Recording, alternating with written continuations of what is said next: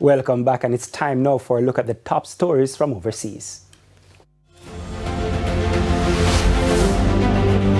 Major airline executives in the United States are urging Congress to end the ongoing government shutdown, warning that travelers could face increased delays at airports. Chief executives from major carriers including American Airlines, Delta Airlines, Southwest Airlines, and JetBlue Airways have written to lawmakers calling for funding to be restored to the United States Department of Homeland Security. The department oversees the Transportation Security Admission, which is responsible for airport security screening. The Department of Homeland Security has been without funding since February after Congress failed to reach an agreement on the federal budget.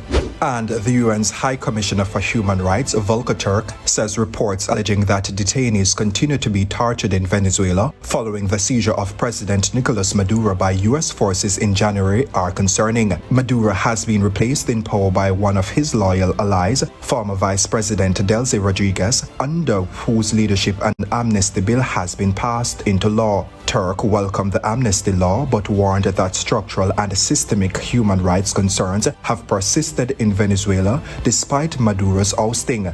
Venezuelan officials have not yet reacted publicly to Turk's remarks, but have in the past dismissed allegations of torture as politically motivated. And that was a look at some of the major stories from around the world. I'm Cameron White. And the primetime news package continues with sports, and Ricardo Chambers is here to tell us what's coming up. Hey.